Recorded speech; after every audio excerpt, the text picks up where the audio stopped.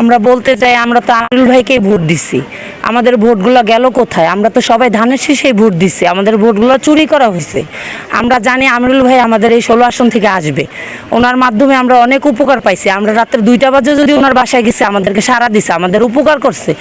আর যে দাঁড়িপাল্লায় যে দাঁড়াইছে, ওনাদেরকে আমরা দেখিই নাই কখনো, ওনাকে তো দেখিই নাই, আমরা ওনাকে চিনি না, জানি না, ওর কাছে বিপদে আপদে গেলে আমরা কিছু সাহায্য পাবো না, কারণ ওনাকে আমরা দেখিই নাই।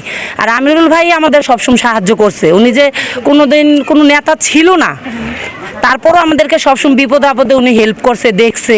তাই আমরা চাই সুষ্ঠু বিচার চাই, আমরা আবার নির্বাচন চাই 16 আসনে, আমরা আমিরুল ভাইকে চাই।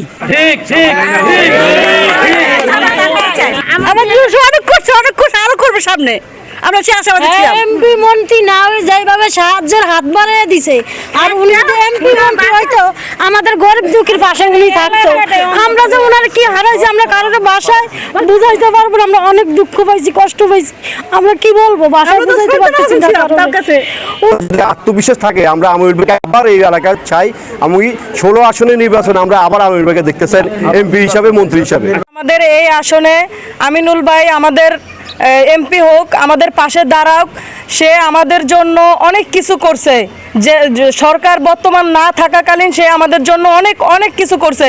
সে আমাদের জন্য রাস্তাঘাট সব কিছু করে দিছে। কিন্তু আমরা যে পুনরায় নির্বাচন দেওয়া হোক, আমিনুল ভাইকে আমরা মন্ত্রিত্ব হিসাবে দেখতে চাই, এখানে মন্ত্রী হিসাবে দেখতে চাই। আমরা কর্নেল বাতের নামে ওনাকে চিনি না, ওনার কাছে আমাদের এই 16 আসনের কোনো কিছু